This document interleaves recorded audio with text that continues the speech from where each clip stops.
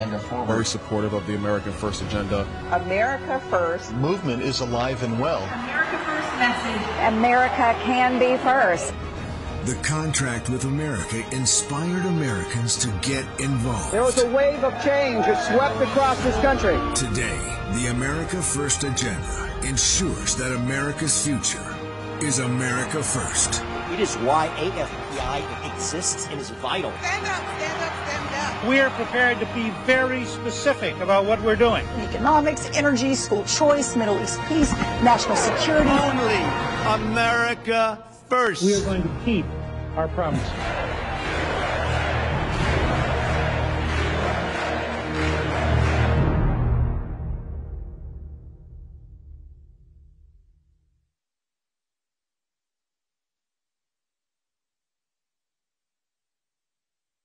Introduce to you one of the greatest living Americans, one of the great Americans of both the 20th and 21st centuries, the president that changed the country, the president that saved America. Please help me welcome President Donald J. Trump.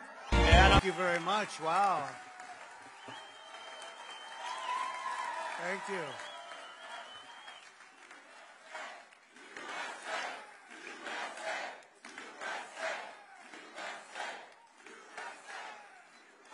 Well, I want to thank everybody, and it's wonderful to see so many friends and very, very familiar faces. It's a great honor to be with you. I want to begin by thanking the America First Policy Institute, my, have you come a long way, for hosting me for today's remarks, and in particular to recognize America First Policy Institute President Brooke Rollins.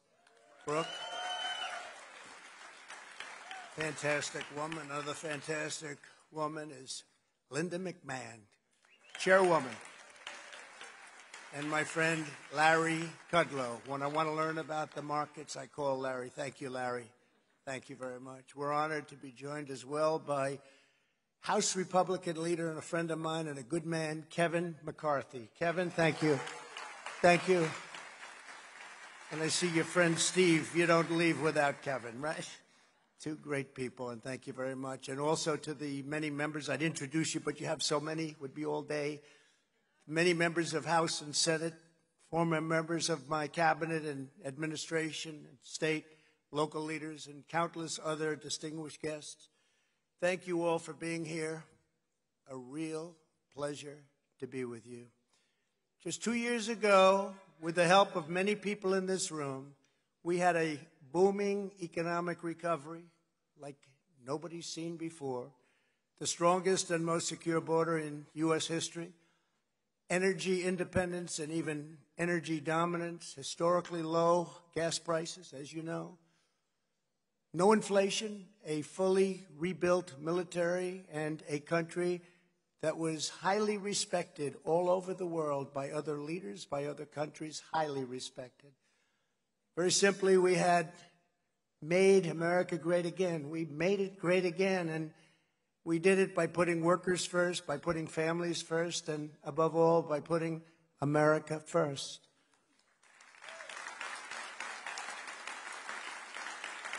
But now our country has been brought to its knees, literally brought to its knees, and who would have thought this could happen? Inflation is the highest in 49 years, 9.1%. And a lot of people think it's much higher than that. Gas prices have reached the highest in the history of our country. We have become a beggar nation, groveling to other countries for energy. Millions of illegal aliens are stampeding across our wide open borders, pouring into our country. It's an invasion. Democrat-run cities are setting all-time murder records. Our country is being dealt one historic humiliation after another on the world stage. And at home, our most basic rights and liberties are totally under siege. The American dream is being torn to shreds, and we will not have a country left if this economic, social, and attack on civilization itself is not quickly reversed.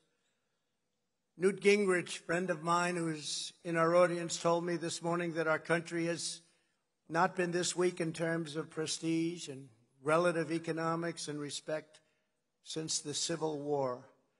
And yet, there is time for us to bring America back from the brink. It's at the brink. Got to bring it back from the brink. We gather today on the verge of a historic midterm election.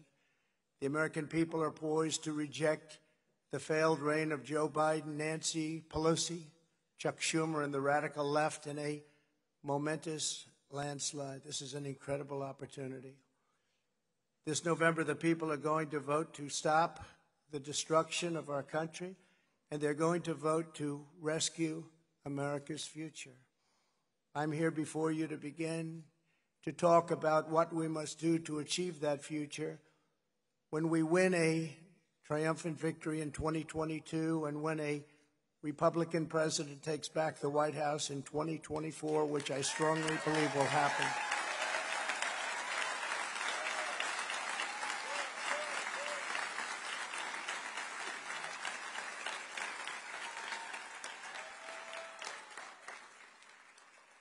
There's a tremendous amount to be done, from reviving our economy to liberating our energy to restoring our standing in the world. But for this afternoon, I want to speak about some of the core elements of our agenda, and in particular, public safety, of which we have very little. There's no higher priority than cleaning up our streets, controlling our borders, stopping the drugs from pouring in, and quickly restoring law and order in America.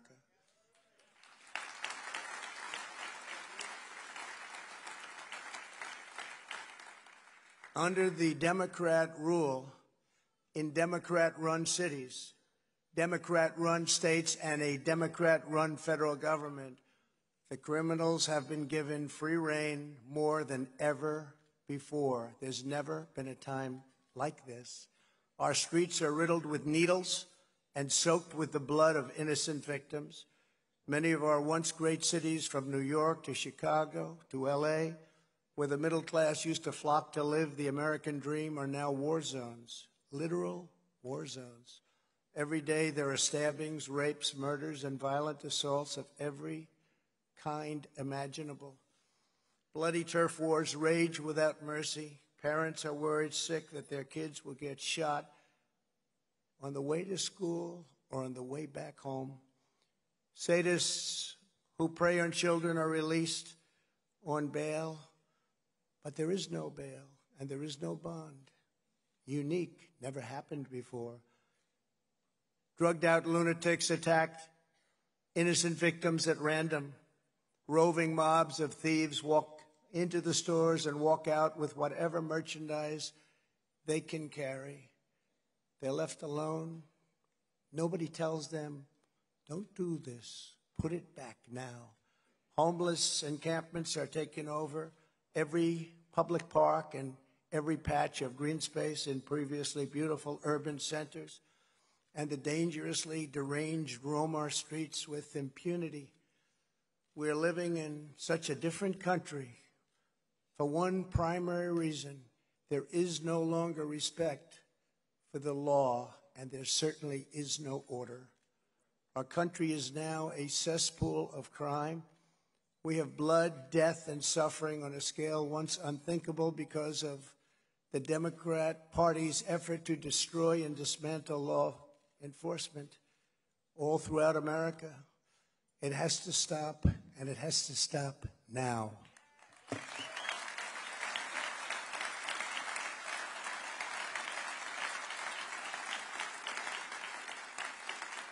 In Philadelphia last month, a 73-year-old man was walking along the street when he was approached by a band of 7 teenagers who attacked him for sport and beat him to death with a traffic cone. Beat him like you've never seen anyone beaten before, laughing as they bludgeoned the life from their helpless victim, cackling as they left his body on the side of the road, dead. In New York, a 35-year-old woman was stalked back to her building by a homeless career criminal. He slipped into her apartment as she opened the door, stabbed her repeatedly as she screamed for help, and left her bleeding to death in her own bathtub. Previously, that man had been arrested and released more than half a dozen times.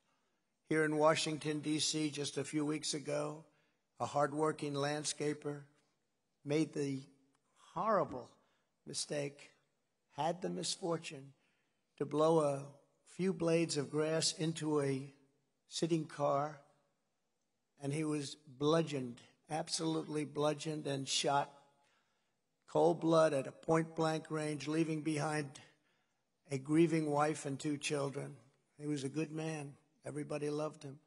There's so many stories, I could fill a whole speech with them. I could go on with these stories for months and years.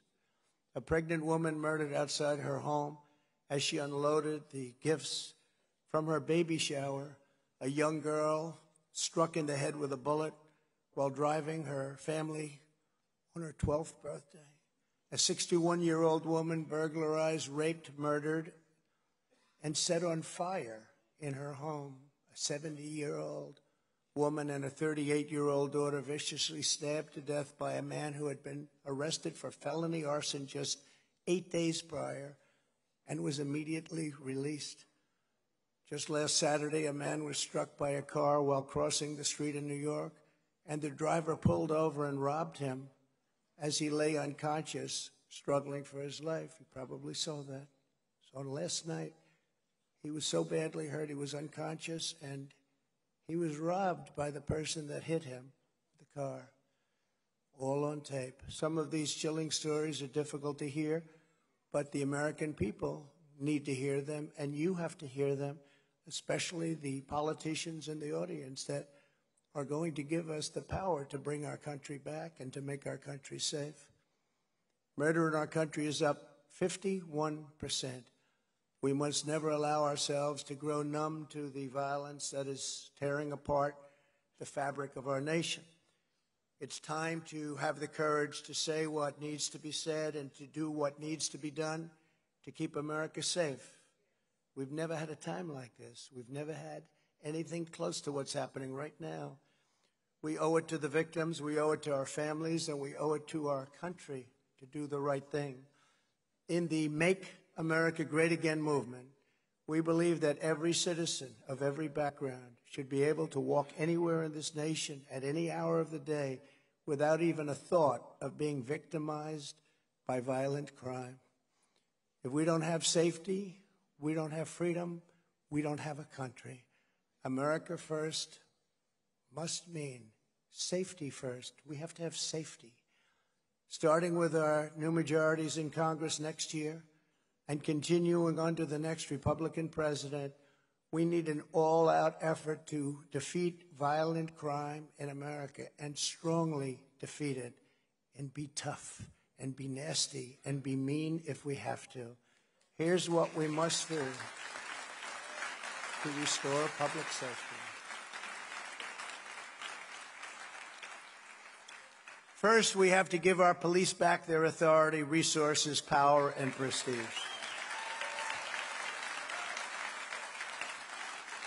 We have to leave our police alone.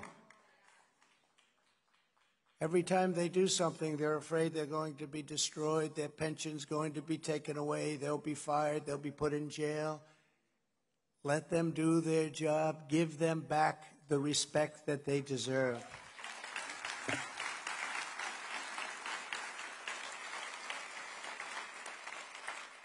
Our great police know what to do. We have to allow them to do it. We need to return to stop and frisk policies in cities and not shy away from it.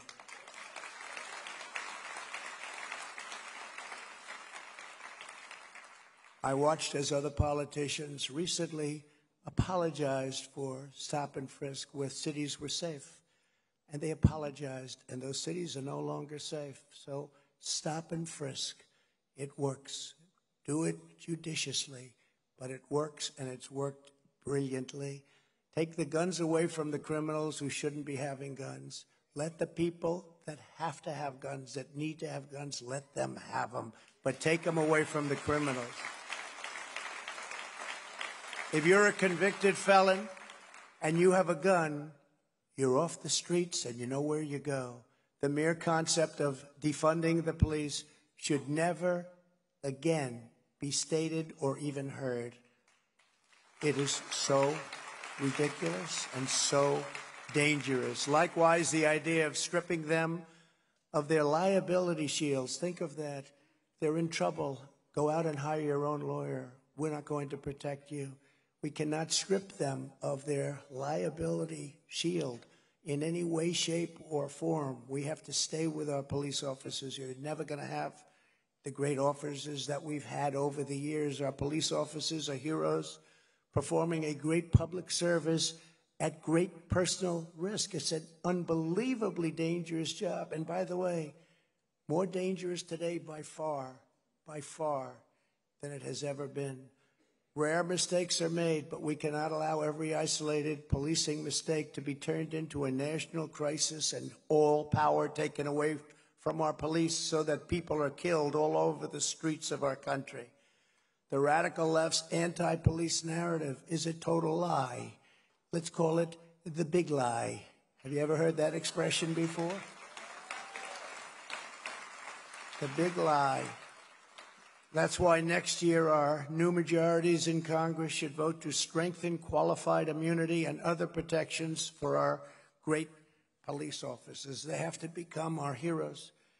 They are mine, but some people, they don't feel that way. They're going to have to feel that way if we're going to have a great country and a safe country.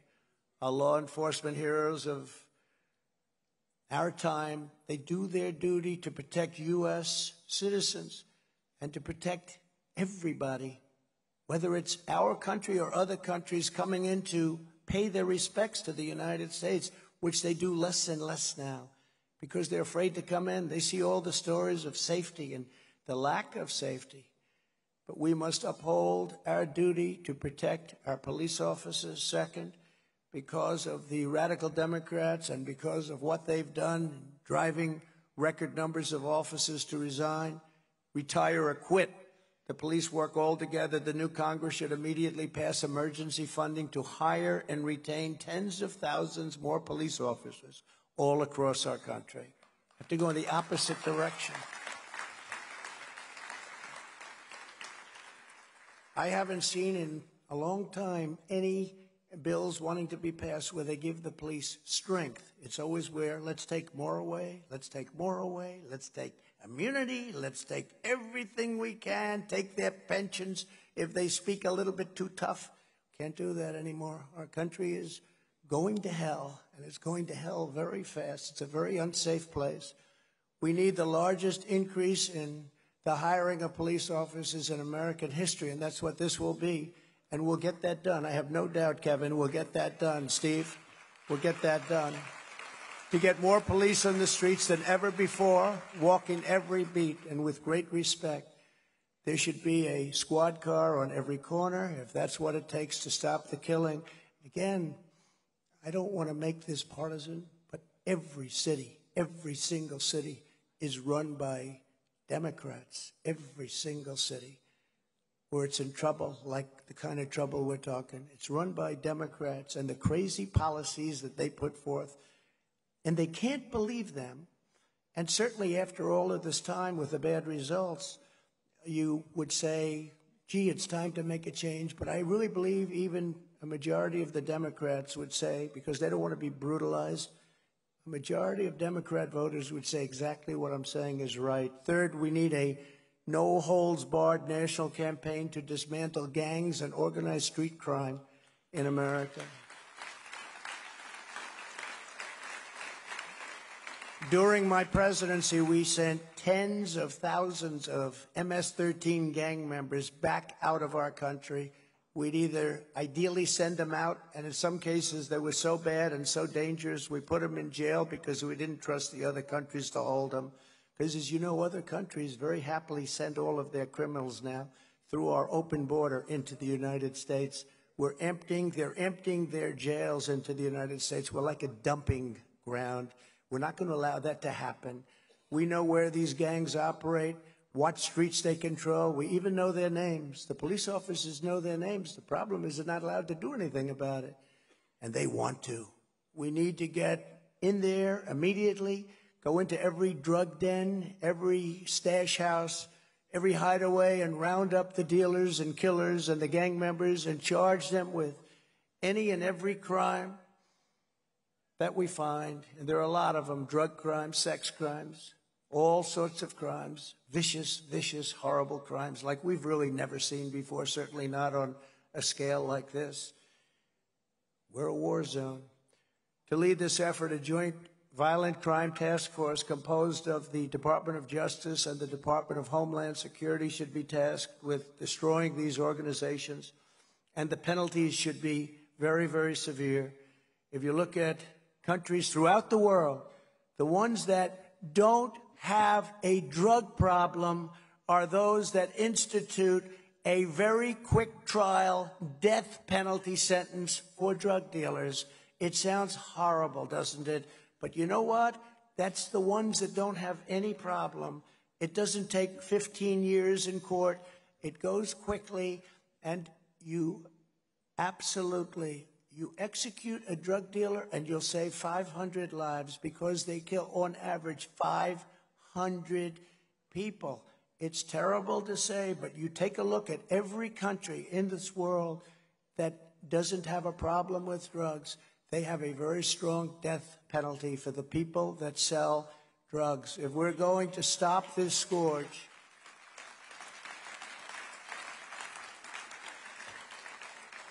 it's time to get brutally tough on the dealers and traffickers and narco-terrorist cartels who are stealing over 200,000 American lives a year. And that's a very low number compared to what the real number is. It's a very think of it, 200,000. You don't lose that in wars. You don't lose that in wars. And yes, these drug traffickers should and must receive the death penalty. And I'll tell you, just from dealing with the heads of other countries, I said to President Xi of China, do you have a drug problem? No, no, no. Why do we ask such a question? No. He almost didn't know what I was talking about. No, no. I said, why do you think? Well, if somebody is selling drugs, they get the quick trial. Quick trial. Never forget. What is quick trial? Meaning it goes fast. And they get the death penalty. But when I asked him, I said, do you have in any way no drug problem? They do have a drug problem. You know what they do? They make drugs and send them into our country. But I had it stopped. That was a drug problem they had. We had it stopped. Now it's bigger fentanyl. They make it, most of it, and they send it through Mexico, through the border. And we had it just about stopped. And now the border, as you know, is just a horrible situation. But you look at Singapore, you look at other countries where they have the death penalty, they have no drug problem whatsoever. And if we did that, in 1 year, even if it was not strong, because it's never going to be quite like China, I would say. What do you think, Kevin? Do you think it will ever be like? I don't think so. No matter what we do, no matter how tough we get, it won't be quite. You know what a quick trial is, right? 2 hours. That's what not 2 years, not 20 years. No, we're not going to have that. But just by the mere fact that you have that, immediately, Newt, drug dealing would go down and deaths would go down by at least 50%. 5-0. 5-0. If the radical Democrat politicians at the state, local levels refuse to protect public safety and instead turns criminals loose to prey upon the innocent, then the federal government will have no choice but to step in, not wait for the governors anymore. I was mandated, wait for the governors, but sometimes I couldn't do that. I was watching too many things happen in Minnesota. Minneapolis, what happened if we didn't send in the National Guard, they wouldn't have a city left. But you have to wait for the governors, in theory. We shouldn't be doing that anymore. If a governor wants to have vast numbers of people killed and riots and all of the problems that we have, we're not going to wait any longer. We're going to pass legislation where we can immediately go in and help those people that are under siege and they have governors that don't know what they're doing. Under these circumstances, the federal government has the right, really, they have the right to do what they want to do, but we can't do that. We can't give that. It's a duty for us to use every tool, every authority and constitutional power at our disposal to defend the citizens of our country. If we have a weak, foolish, and stupid governor, that is allowing the kind of things that you saw to take place. We have to be able to go in and we have to be able to clean out the mess, and it has to be cleaned out quickly, strongly, has to go very fast. Just last week, a man tried to stab a sitting member of Congress running for governor of New York, Lee Zeldin. Good man, good person.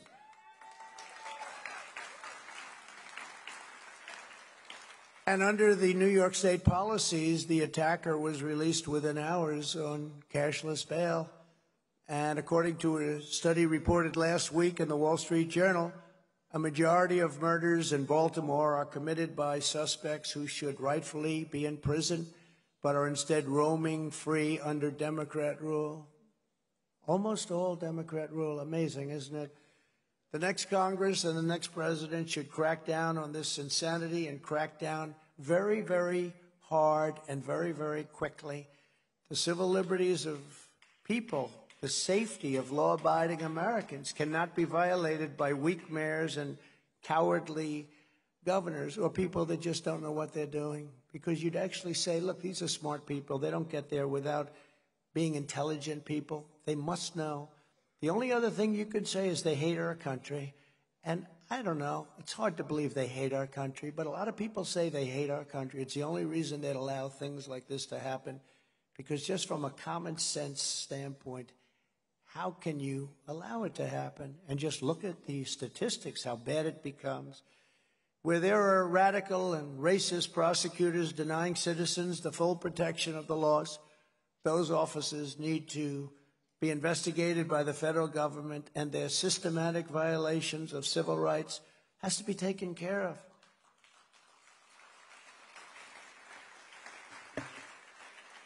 And where there is a true and total breakdown of law and order, where citizens' most basic rights have been violated, then the federal government can and should send the National Guard to restore order and secure the peace without having to wait for the approval of some governor that thinks it's politically incorrect to call them in. When governors refuse to protect their people, we need to bring in what's necessary anyway. We have to go beyond the governor. Another 60 people were shot. Think of this. It's not even possible. Were shot in Chicago over the weekend. In Afghanistan, for 18 months, not one of our soldiers was killed. And they had that number of people shot in Chicago over the weekend. Think of it. Many died, by the way. Many died. When that many are shot, a lot are going to die. And this is constant in Chicago. And this cannot go on anymore. Every other approach has been considered and tried. And they've tried the weak approach. They've been trying it for years. And really trying it over the last couple of years. And it's not working. It's time to go a different direction. And only one option remains.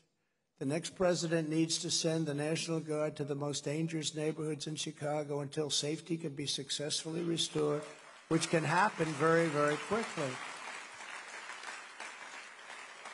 Fifth, we have to take back our streets and public spaces from the homeless, the drug addicted, and the dangerously deranged.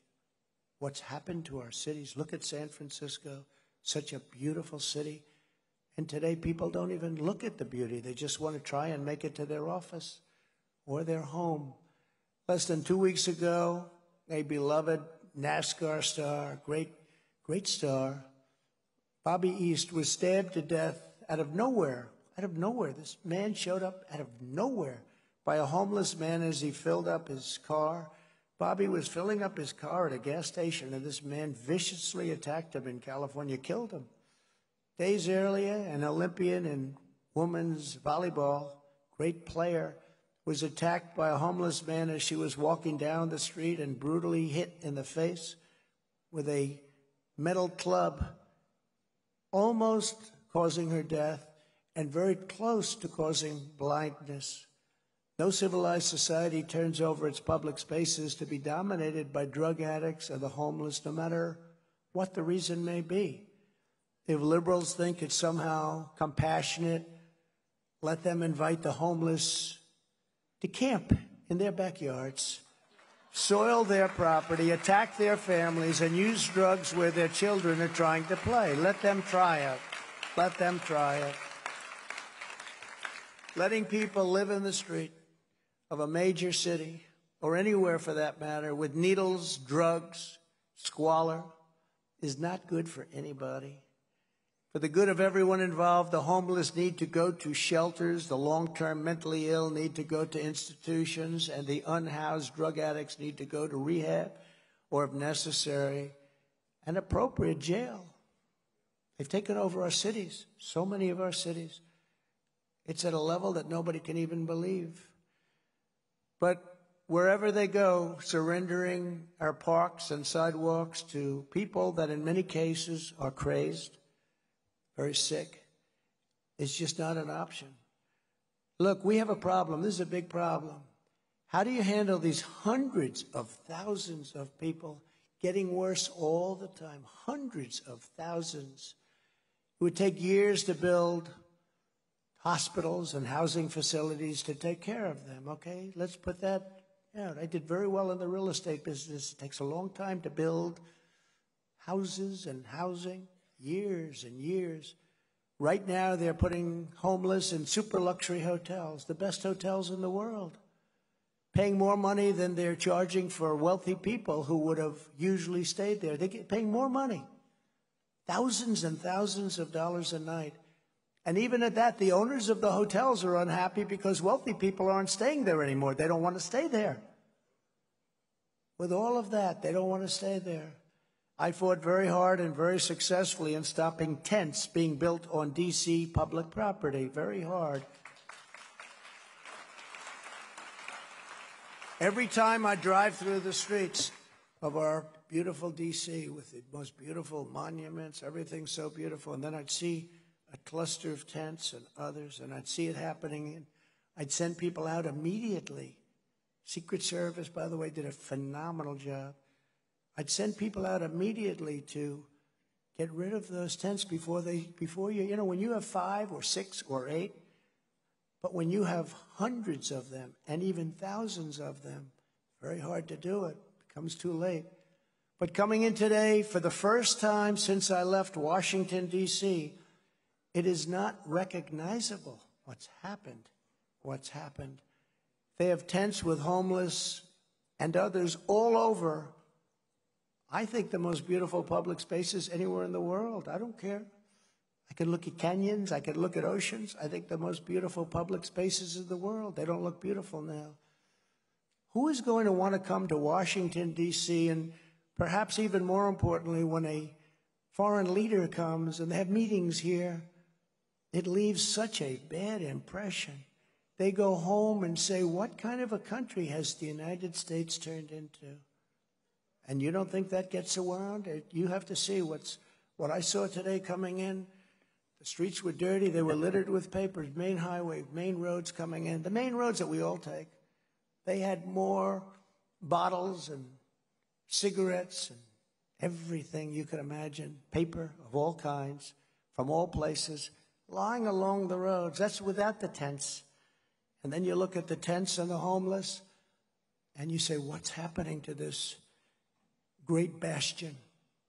Perhaps some people will not like hearing this, but the only way you're going to remove the hundreds of thousands of people, and maybe throughout our nation, millions of people we're talking about, and help make our cities clean, safe, and beautiful again, is to open up large parcels of inexpensive land in the outer reaches of the cities, bring medical professionals, including doctors, psychiatrists, psychologists, drug rehab specialists, build permanent bathrooms and other facilities, make them good, make them hard, but build them fast, and create thousands and thousands of high-quality tents, which can be done in one day. And you have to move people out. Now, some people say, oh, that's so horrible. No, what's horrible is what's happening now. Because now they're in tents, but most of them aren't even tents that function. But we have to do it because you can put up a tent in one day. It would be 2 years, 3 years, long time if you're going to build housing that would take care of the kind of numbers that we're talking. We're talking about hundreds of thousands and probably millions of people. It will be the ambition of these people and all of us to get their life back on track, leave the tent city, and be back into the mainstream of society, which is where they want to be. It's a great thing. Now, the media will go out and say, oh, Trump wants to build tents. No, no, I want to take care of the people, because nothing could be as bad as what's happening to them right now. And at the same time, I want to save our cities, because you're going to have a time when nobody will be here anymore. Nobody will come here.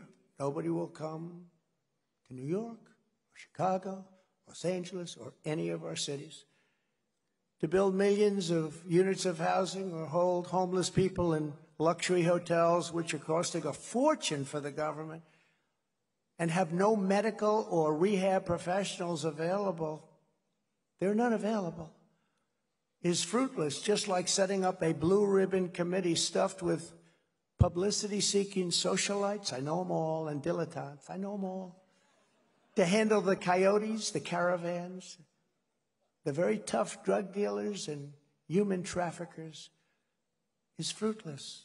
They set up blue ribbon committees. Everyone calls, oh, could I be on a blue ribbon committee? Headed up by Mrs. Vanderbilt. To empower local communities to deal with these challenges, the next Congress should pass a landmark package of public health, public safety, and mental health care reforms.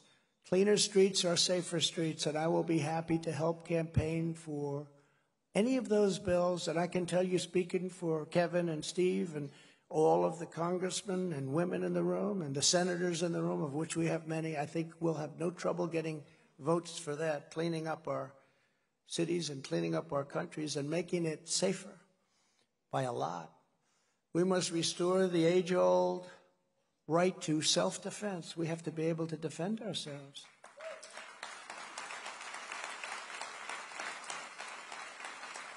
We've all heard the story of the bodega worker on the night shift in New York who was violently assaulted. Violent. It was on camera, on tape, 3 different directions, by a man attempting to steal a bag of potato chips. When he stabbed the man in self-defense, after being really roughed up and beat up, punched in the face, and the bodega worker was charged with murder. But thankfully, after a lot of pressure, those charges have been dropped. They have been dropped. Amazing. But the message sent by jailing this man was that if you're attacked, you must lie down as an act of sacrifice and let yourself be pummeled and beaten to death to uphold the left's vision of reimagining public safety. Their vision is sick. The federal government needs to aggressively protect the right to self-defense in every jurisdiction where it is now under threat. It has to.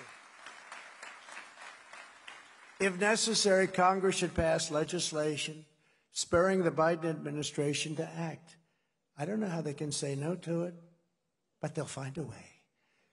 And we should also have concealed carry reciprocity.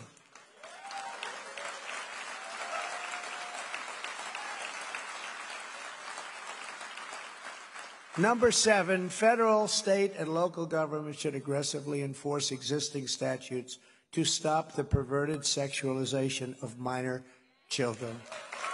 You have the statutes.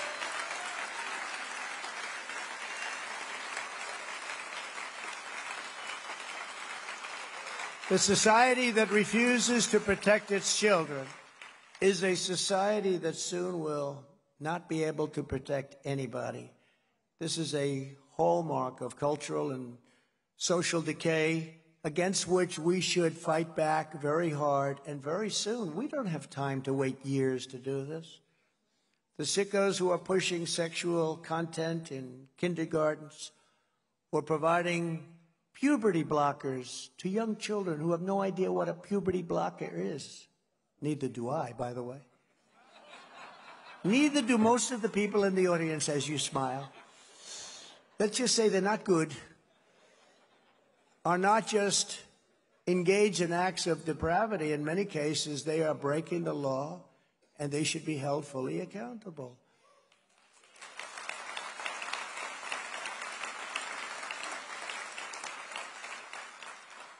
And by the way, we should not allow men to play in women's sports.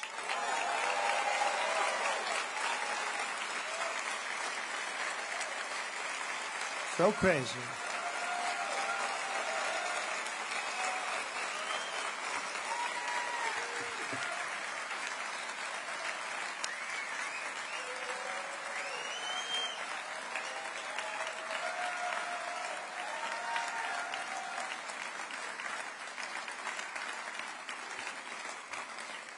See, it just shows you what these political geniuses, I have all these consultants, all these great... Sir, don't say that. It's very controversial. That's not written down anywhere. I just said, this might be a good time. So, they said, don't do it. And that gets the biggest hand of everything. Oh, it's crazy. It's crazy. It's crazy. I tell the story of the great swimmer, great female swimmer. Wonderful woman, beautiful woman. She's been swimming for many years. She wants to break the world record. And she's at the pool, and she wants to break it by 1/8 of a second. That's like fast. And she's going to do it. She's getting ready, and she looks down. She sees all people she's been competing with for years because they rise to the top. And she looks over here, and she sees people. But then she looks, and they call this, they say this. She sees somebody with a man's body. That's what they do. They call it. I said, you think it's okay to say that? That's actually the expression they're using. They'll change that soon, so I have to do it quickly, I have to say, because they're going to change that. And you know the guy. He was named Female Athlete of the Year. Did you know that? It's true. He was just named female. We're not dealing with things that are so easy here, Newt. This is a difficult, crazy world. You'd almost say, is the world going crazy? Because 99% of the things I'm saying are common sense. But she looks over and sees her friends down there, and then she looks, and this guy is massive. He's got a wingspan. He's got arms that are 30 feet long. And I always say, and she was seriously injured during the meet because he swam so fast that he gave her major wind burn as he went by her. And she didn't break the record, but he broke the record that day. You know what the number was? 38 seconds. So she wanted to break it by 1/8 of a second. And he broke it by 38 seconds. Or the weightlifter, I think it was like 218 pounds. And that's a lot. I can't lift it. I don't know who can. Any of our ex-Trump people, they're all Trump people. Kevin's saying he can lift it. I don't know about that, Kevin. But that's a lot. 218 pounds, and she got over that weight, and she was going to break it. They put a 1/2 ounce here, little tiny ring on top of these big barbells, dumbbells. Then they go, and she went like this, and she got it break. Stood for 11 years. And her mother and father are screaming, you got it. You got it, darling. I'm so proud of my girl.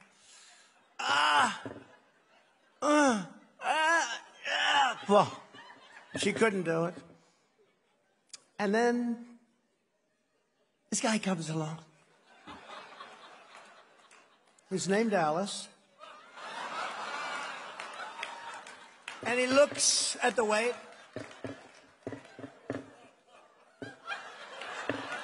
World record, world record. We could have put another couple of 100 pounds on. I think he would have lifted it. It's so disrespectful to women. And they say it's politically incorrect. It's so disrespectful to women. So horrible. So unfair. It's so unfair. And I'll tell you what, if I were ever, I'd be the greatest women's basketball coach in history. Because I don't like LeBron James. I like Michael Jordan much better. But I'd go up to LeBron James. It doesn't matter. I'd say, LeBron, did you ever have any desire to be a woman? Because what I'd love you to do is star on my team that I'm building up. I will have the greatest team in history. They'll never lose. Nobody will come within 70 points of this team. Now, we have to change that, and we have to make it okay to talk about it. Do you know the young lady I was talking about is afraid to talk about it? She's shunned and she's canceled when she talks about it. This is crazy. Right, Kellyanne? I see my Kellyanne. We love Kellyanne. I love Kellyanne. Finally, to secure our country, we have to secure our borders, and there's never been anything like what's taking place at our borders.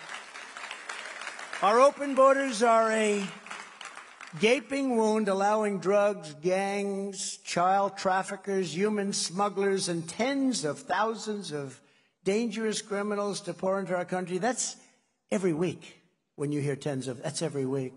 Because I really believe the number, you've heard 3 million, 4 million. I saw the head of Homeland Security the other day say that our border's secure. I said, you see, the Democrats are all about disinformation. Some people say misinformation. I like disinformation slightly better, but they mean pretty much the same thing. They will say something, and you're supposed to believe it. Like Russia, Russia, Russia. Oh, Trump is an agent of Russia. If they kept saying it, I might even start believing it someday. No, what they do is they say this stuff, and it's happening now with the January 6th. They say stuff, and they think you're going to believe it. It's it is a horrible, horrible thing. But he said our border is secure.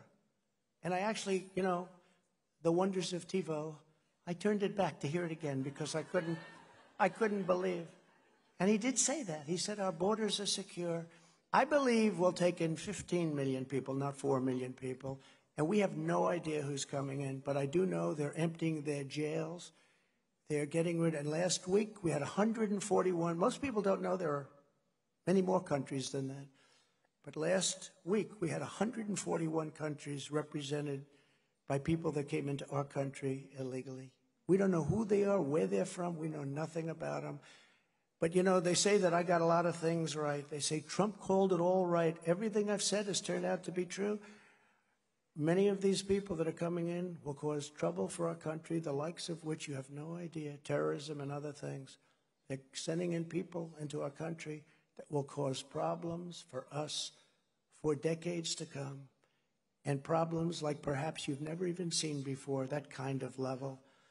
When we regain the majority, we need to use the purse strings to prohibit even one dime from being spent to implement Joe Biden's open borders agenda. We have to have it stopped and to force him to deport the illegal aliens that he is now refusing to deport. Now, he's not going to do that, so we do have to wait to a certain extent. The guys can do a fantastic job, and they can stop things from happening, but it's going to be very hard for them to change that. They're not going to do it.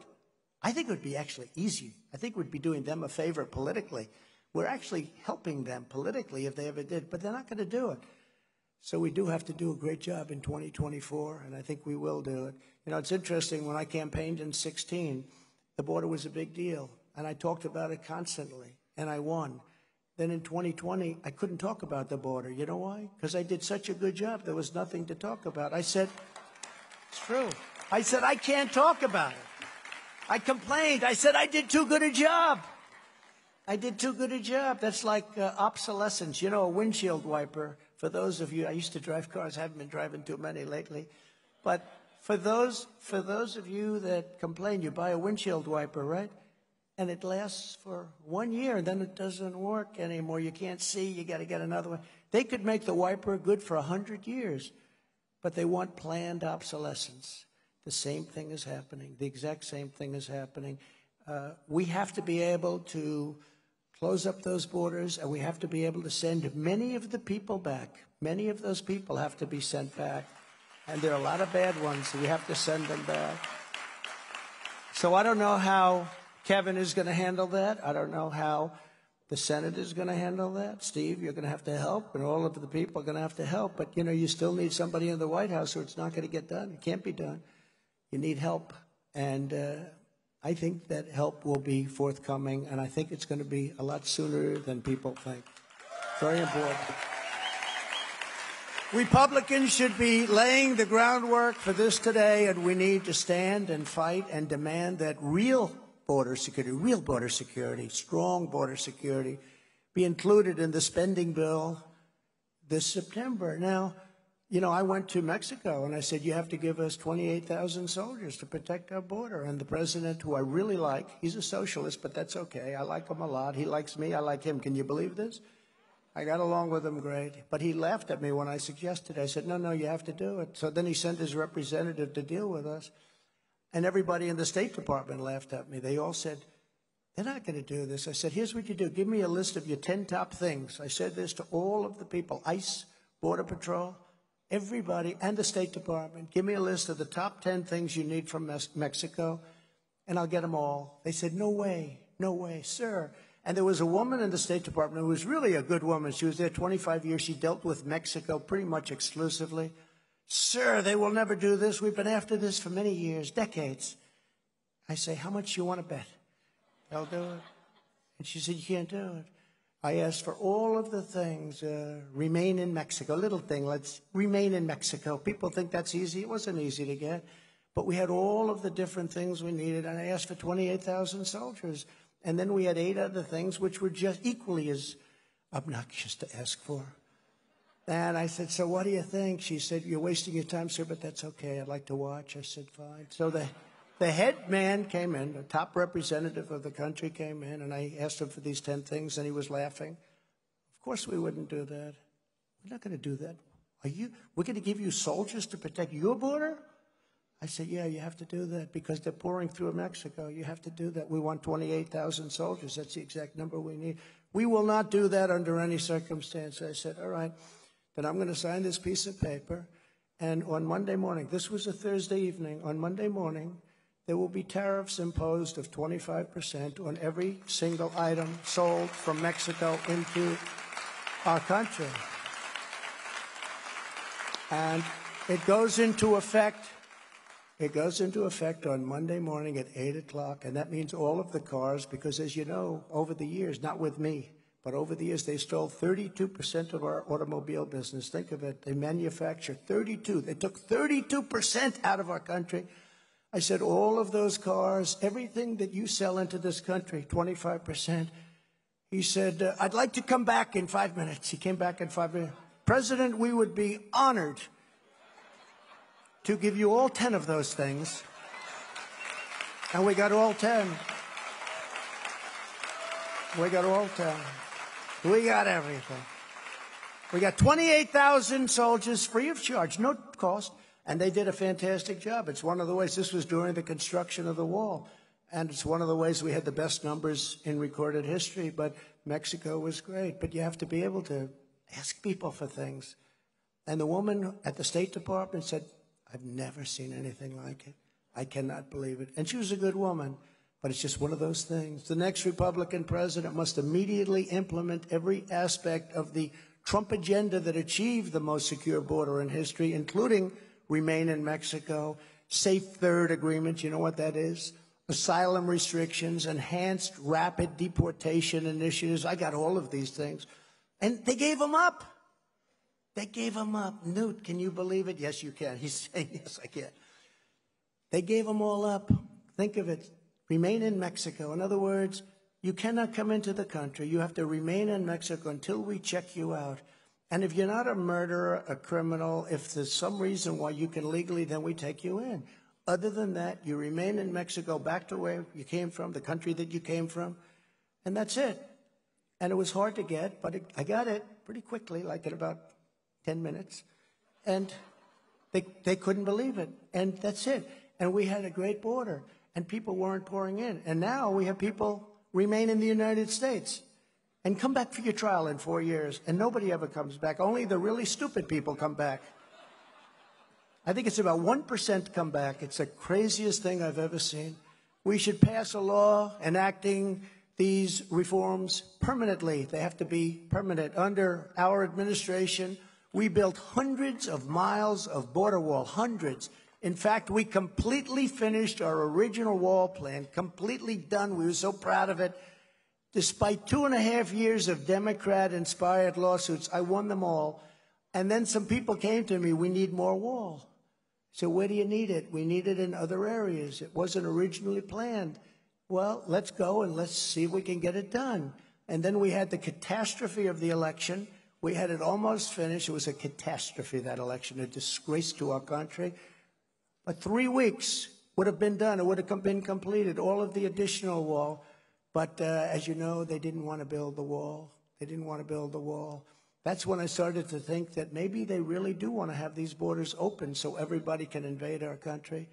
The border was the best and safest in U.S. recorded history, and they have turned it into the worst in the history of our country, but probably the worst in the history of the world, and that includes third world countries, because no third world country would have millions and millions of people. I don't care how desolate, how poor, they wouldn't have millions and millions of people pouring into their country. There has never been a border like this in history.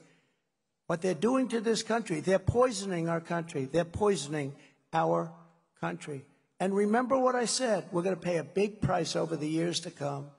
To repair the damage Joe Biden has done, it's also going to be necessary to fund the largest ever increase in the number of new ICE officers. You know how tough they are? These are tough patriots. I know some of the people in these rows here, and I can tell you none of you want that job. Not even the governor. Hello, governor. None of you want that job. They walk into a nest of MS-13. MS-13 doesn't like guns as much as knives. They like to hurt people and take a long time to do it. And a gun is too quick. And they took two 16-year-old girls walking home from school, and they cut their skin off. And they died. They both died. They did it with knives. And the ICE officers will run into a nest of MS-13, the meanest of all gang members, the meanest. The Hells Angels are like the nicest people in the world by comparison. They're like really nice. They're high society. And they cut, and they cut. And these people will go into a nest, and they'll run in, and the fists start going, and they always win. They're tough, and they love our country, and they are totally disrespected by foolish Democrats that have no idea. And we've taken thousands of them, thousands and thousands of these gang members. We've taken them out, and we brought them back to their countries.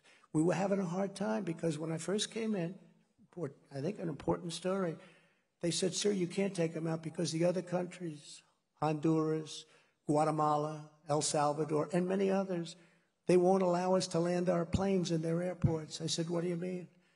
The three countries in particular, and Mexico, but three countries, they wouldn't allow them.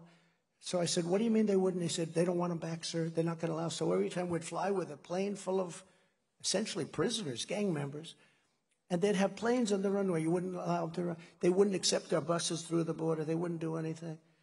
I said, so in other words, they send them here because the countries send them here. Very smart. These are very streetwise people, these leaders, whether they're presidents, prime ministers, or dictators. Many of them are dictators.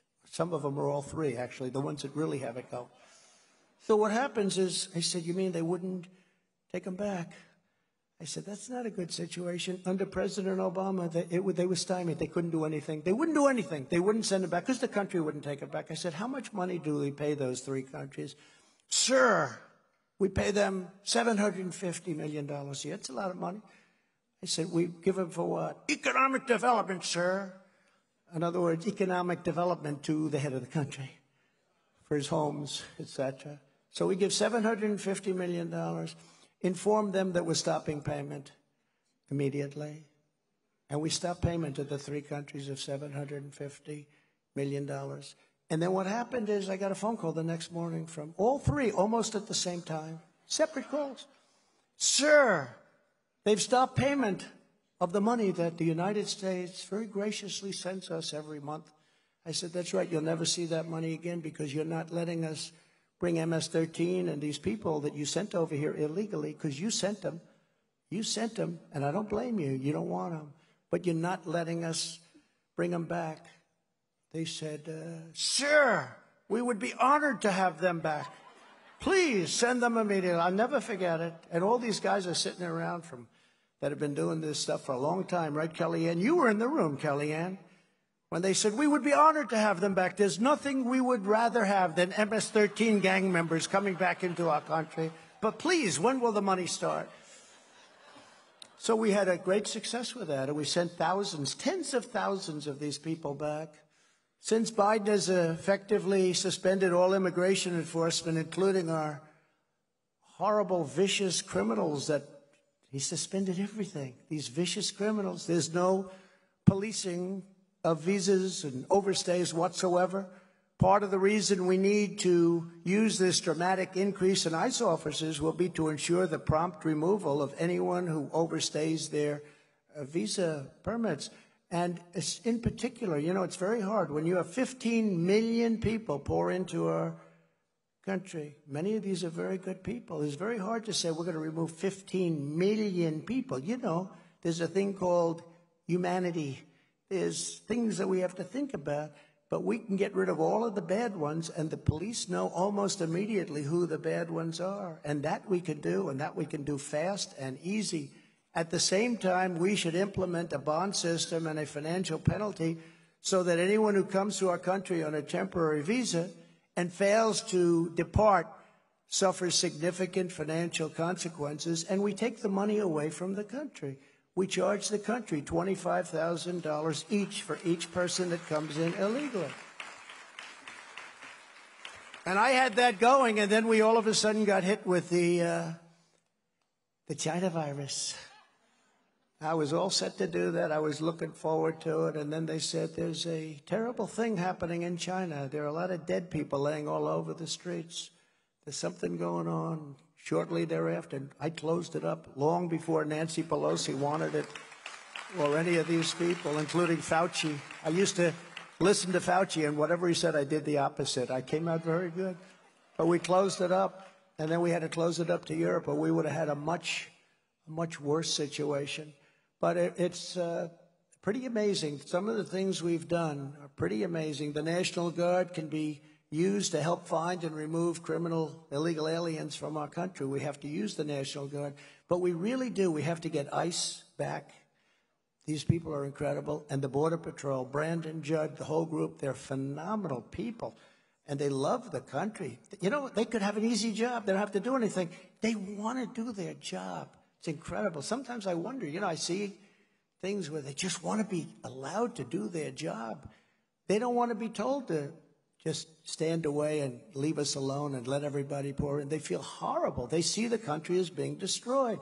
These are great people. Border Patrol, ICE, and our police, of course. Our police, all of our law enforcement. Furthermore, we should significantly increase jail time for repeat immigration violators to make clear that if you flout our immigration laws, you are looking at very hard time and substantial time. This used to be called Kate's Law. Do you remember that?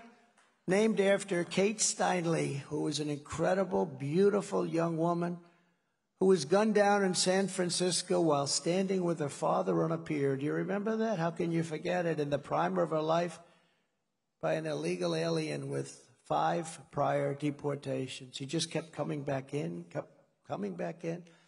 and he shot her, standing with her father. Daddy, Daddy, something happened. That was her last words. What a horrible story that was.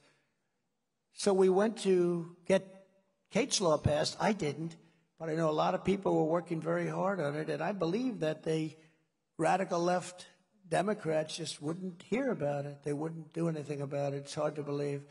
But we have to get a law, Kevin, that's even tougher than Kate's Law. And I think everyone's going to go for it now. Because the one good thing about what's happened, they've performed so badly. We'll be able to get the job done in an even stronger and faster manner than had we not witnessed this carnage that's going on in our country right now. That's a good thing. And we've also seen too many instances of illegal aliens who cross our borders with a history of sex crimes and sexual offenses at numbers that nobody's ever seen before. Don't forget, when we clogged up the border, these people weren't coming. We had the lowest numbers in 42 years on sex traffickers. The human traffickers, mostly women, by the way, second children, last is men, but mostly women. And we had the best numbers that we've had in many, many decades because we had the border stopped up. We had a lot of people, including, as I told you, 28,000 Mexican soldiers. And they were allowed to be tougher. If our soldiers look at somebody and don't say, "Good morning, ma'am, how are you?" They want to throw them out of the military. The Mexican soldiers are a little tougher than that. They're ultimately not tougher because we have the greatest military in the world. As you know, we got rid of ISIS 100%. Great people, great soldiers. We have the greatest in the world, but they have to be also allowed to do their job. Just this month, we all heard the horrifying story of an illegal alien in Ohio charged with raping a 10-year-old child. To keep such predators out of our country, we need to pass a dramatic sentencing enhancement for those caught breaking our immigration laws so that anybody with a record of sex crimes will not set foot on our soil. And if they do, they'll be out of here quickly or they'll be in one of our prisons, which is also very likely. These are just some of the critical reforms we should race to implement. We have to get it done as soon as we possibly can. Our country and the lives of our people are at stake, and we do not have a moment to waste. Our country is in a condition on crime that we've never seen before, not even something that anybody in this audience would think is possible. And when you look at the violence of the crimes, dumping a young man in a garbage can and setting him on fire, and I dealt with the mother of that young man, and so many other things. You could go on for days and days.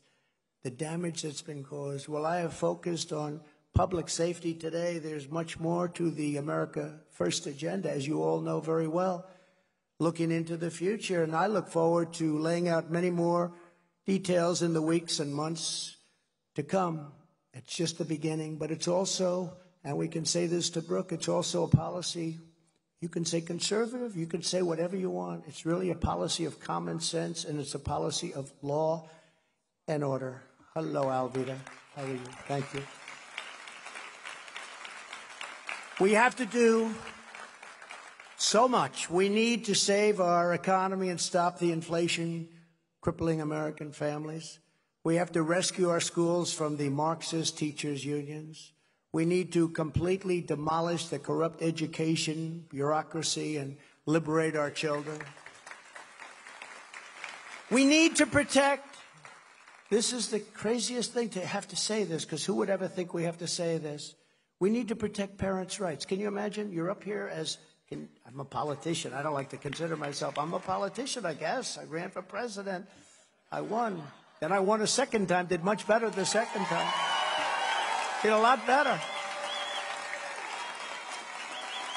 Did a lot better.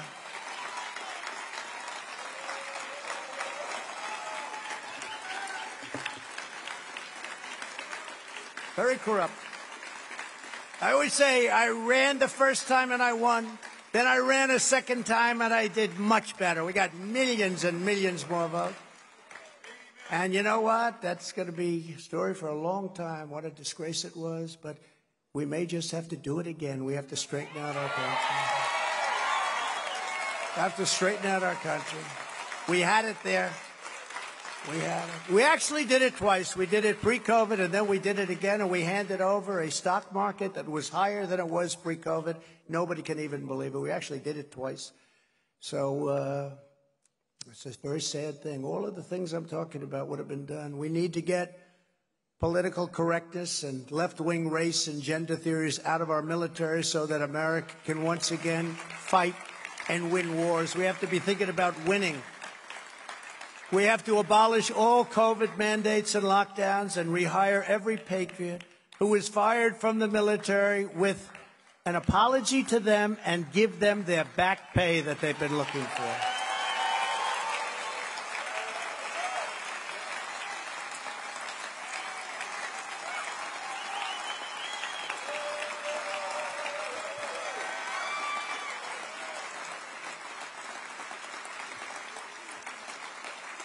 And it is a great shame of the Pentagon brass that they have not spoken out in defense of their own service members. They have to speak out. To drain the swamp and root out the deep state, we need to make it much easier to fire rogue bureaucrats who are deliberately undermining democracy, or at a minimum, just want to keep their jobs. They want to hold on to their jobs. Congress should pass historic reforms empowering the president to ensure that any bureaucrat who is corrupt, incompetent, or unnecessary for the job can be told Did you ever hear this? You're fired. Get out. You're fired. Have to do it. Deep state. Washington will be an entirely different place.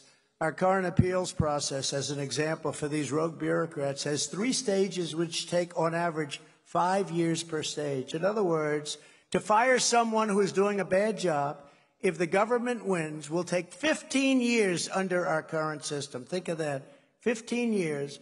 Almost all politicians will be long gone before that process even ends. In addition, we need a great national effort to bring back our supply chains, bring back our factories, which we did a lot of, by the way. We made great trade deals, great. Got rid of NAFTA, the worst trade deal ever made.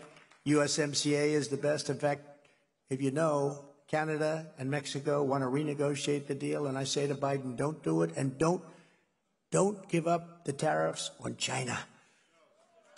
We want to bring back our jobs and secure manufacturing independence. We need to rapidly maximize domestic oil and gas production to restore energy independence and bring the price of gasoline back down to a number that nobody even believes anymore.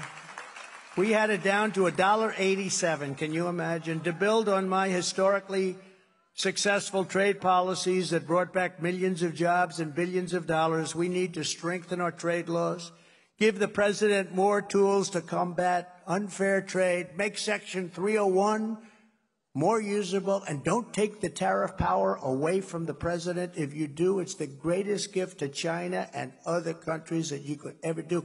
For the senators, don't allow it to happen. It's before you. If you do that, you're not a great American, and I'll say it very strongly. We need to establish a commission to hold China accountable for unleashing the virus upon the world and the damage they've caused. And we need to restore my administration's initiative to target and eliminate Chinese espionage, which Joe Biden outrageously abolished. You know, we had it. Huawei couldn't come in, Newt. You know that. They were prohibited from coming in. All of a sudden, they're all over the place. It's crazy what's going on. We should once again require able-bodied single adults to go to work or train for a job in order to receive welfare and other benefits. You got to work. And we should require proof of citizenship to receive the child. We have to do this to get the child tax credit, to stop subsidizing illegal immigration. We're bringing illegal immigrants into our country because they're paying them a fortune. We're paying them. In California, the governor wants to pay for their education, their medical. They want to give them more than our vets. They want to give them better benefits than our vets and citizens. We need a bold range of election integrity reforms from beginning, unsecured. And remember this, the unsecured drop boxes are a disaster. A disaster. You know, if you give $5,600 plus $1, they put you in jail. $5,600. You can't give any more than that. They put you in jail. Zuckerberg gave $417 million. So what's happening? Just an amazing thing. And we want to ensure universal voter ID. But our goal should be same-day voting with only paper ballots. That's just like France just had. Same-day voting. We have plenty of capacity. Same-day voting with only paper ballots. That's it. The military, if it's based far away only, can vote. And people that are legitimately ill can vote by mail-in.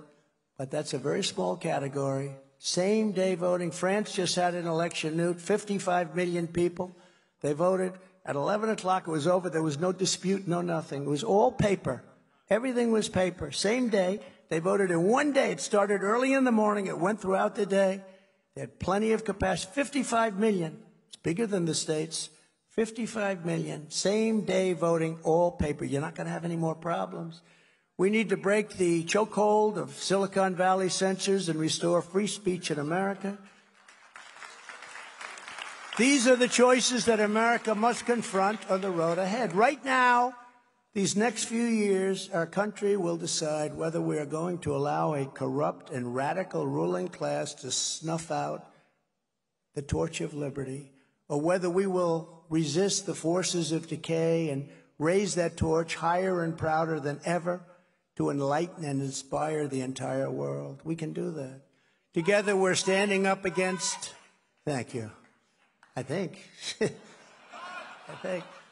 Together we're standing up against some of the most menacing forces, entrenched interests, and vicious opponents our people have ever seen or confronted.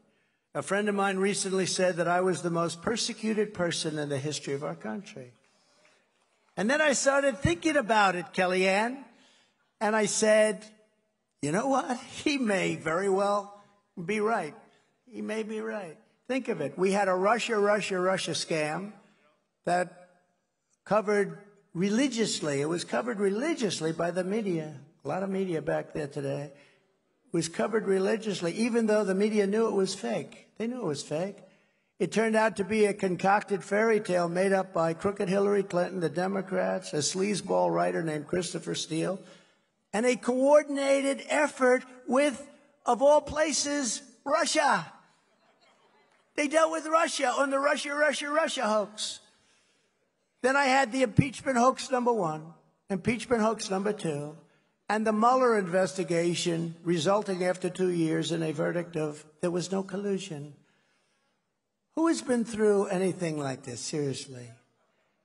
Certainly no politician and definitely no president. All of this while I was doing so much as president, including creating the most secure border in American history, recording the largest tax and regulatory cuts in the history of our country, biggest tax cut ever, bigger than the Reagan cuts, bigger than anyone, and regulatory, just of equal importance. $1.87 a gallon gasoline. We're at 5, 6, 7. You're going way up.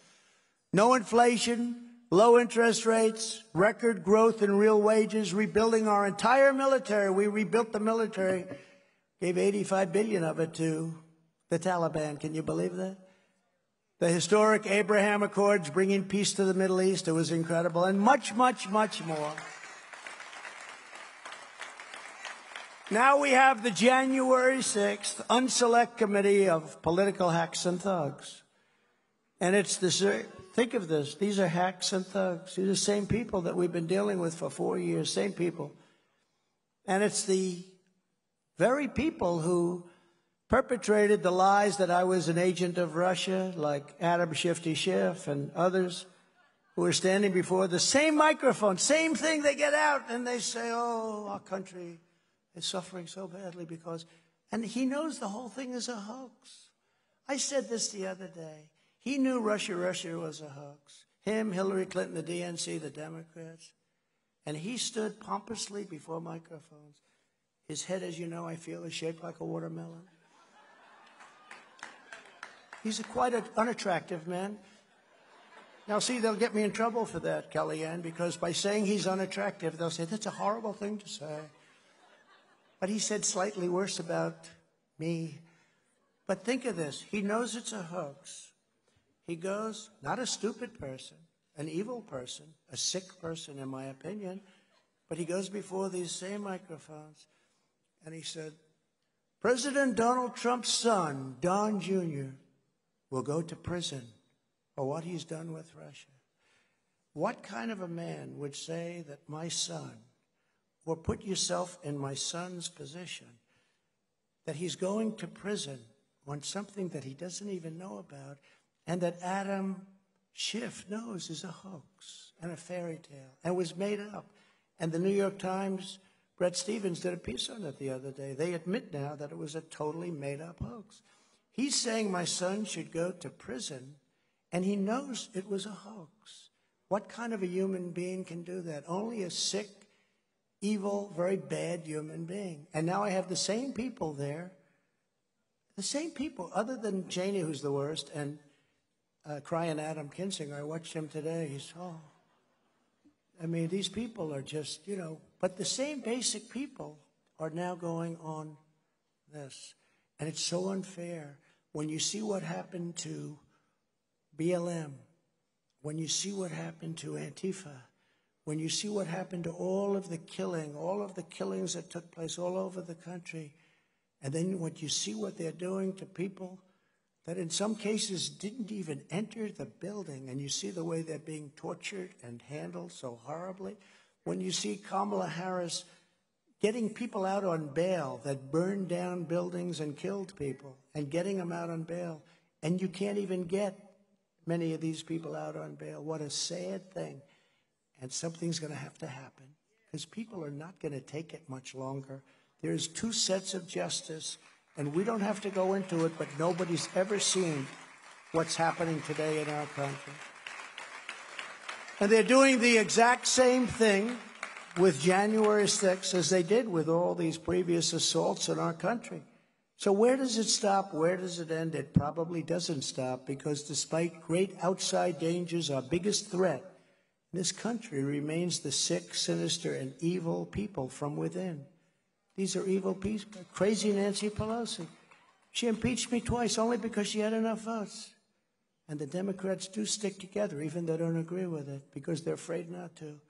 She impeached me twice, but the Republicans stuck together also, so I'm honored that they did. But think of how sick that is. I got impeached over a phone call. Congratulations on your win. Trump gets impeached. I mean, this is just a crazy time. Never forget, everything this corrupt establishment is doing to me is all about preserving their power and control over the American people. They want to damage you in any form, but they really want to damage me so I can no longer go back to work for you. And I don't think that's going to happen.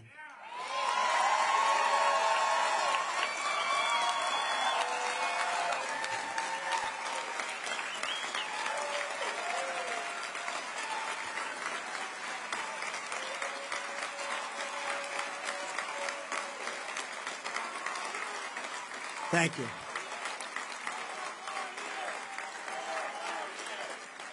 Thank you.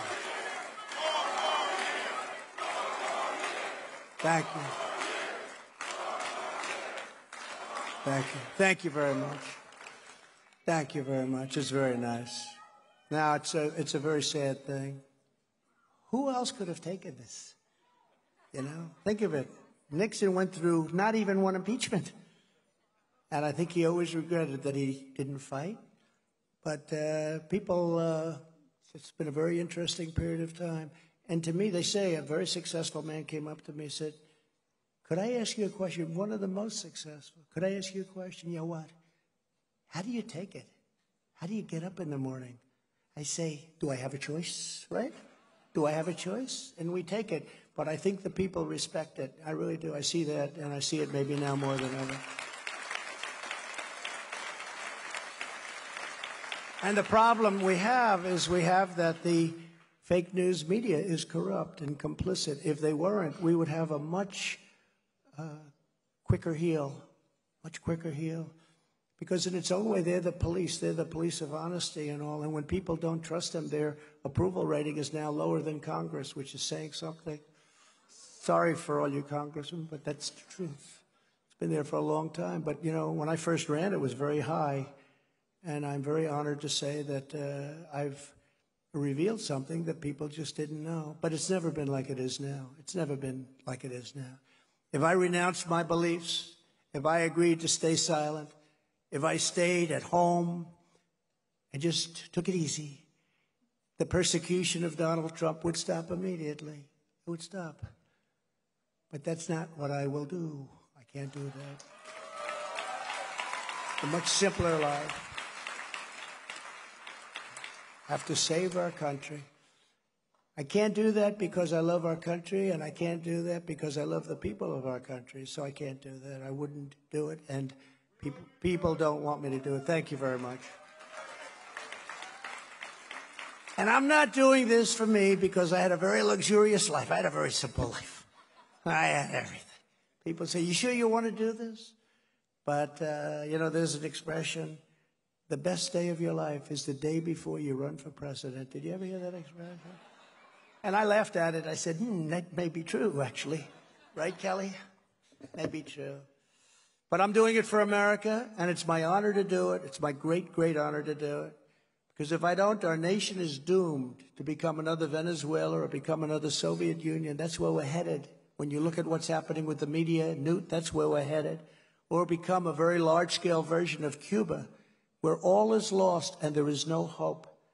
But no matter how big or powerful the corrupt radicals that we're fighting against may be, no matter how menacing they appear, we must never forget this nation does not belong to them. This nation belongs to you, the American people.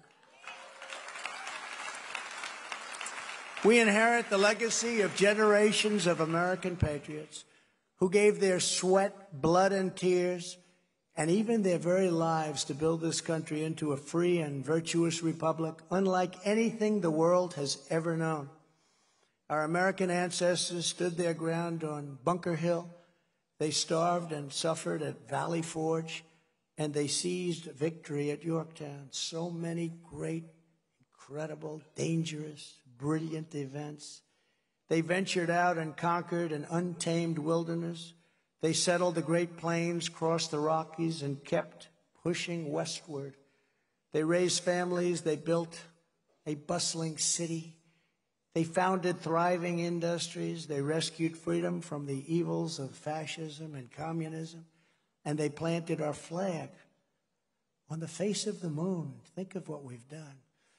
These courageous men and women gave everything they had to make America into the greatest nation in all of history. Greatest nation in all of history. But now we are a nation in decline. We are a failing nation. We are a nation that has the highest inflation in 49 years, and where the stock market just finished the worst first half of the year since 1872. Likewise, we are a nation that has the highest energy cost in its history. We are no longer energy independent or energy dominant, as we were just 2 short years ago. Think of it. We are a nation that is begging Venezuela and Saudi Arabia and many others for oil. Please, please, please help us, Joe Biden says. Yet we have more liquid gold under our feet than any other nation in the world. We are a nation that is consumed by the radical left's Green New Deal. Yet everyone knows that the Green New Deal will lead to the destruction of our country.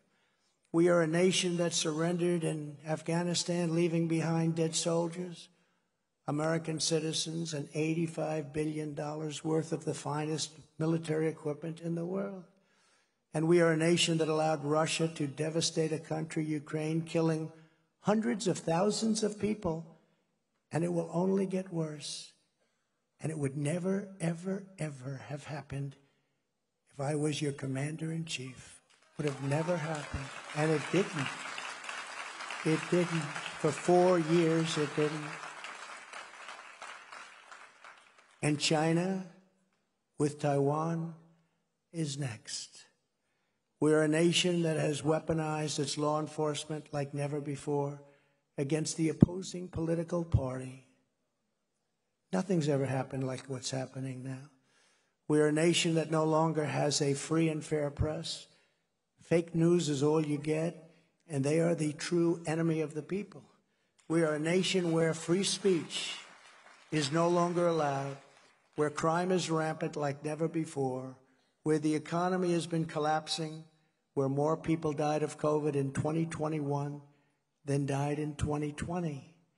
We are a nation that is allowing Iran to build a massive nuclear weapon, which they are incredibly being allowed to do right now as we speak. Would have never happened under President Trump. They were dying to make a deal.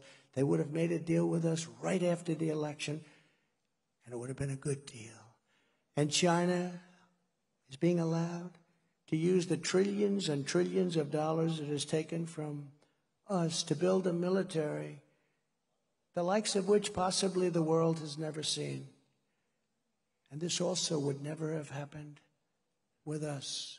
The level of speed with which they're going, it's a very dangerous thing. And just 2 years ago, we had Iran, China, Russia, and North Korea in check.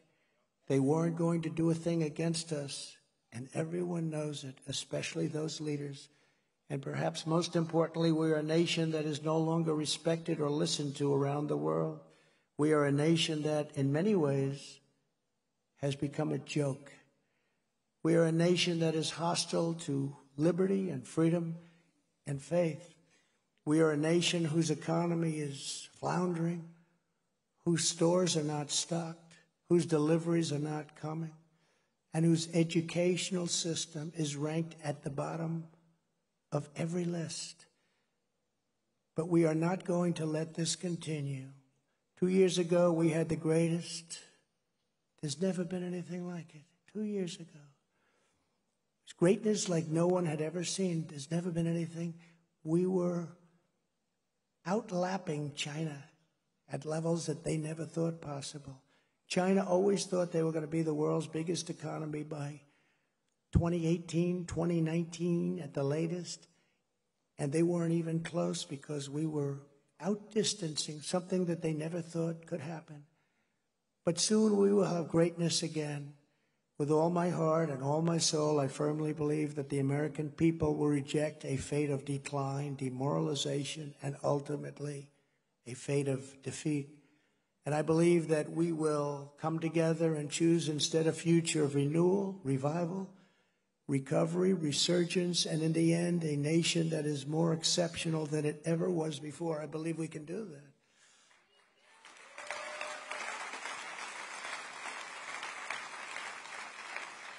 America's story is far from over. And in fact, we are just getting ready for an incredible comeback, a comeback that we have no choice but to make. We don't have a choice. We won't have a country if we don't make it. Through strength, we will restore our safety. Through hard work, we will rebuild our prosperity. Through courage, we will reclaim our liberty. Through love, we will repair our unity. Through success, we will rediscover our pride. And through unyielding determination together, we will make America stronger, safer, freer, greater, and more glorious than ever before. Thank you very much, ladies and gentlemen. It's been a great honor. Thank you.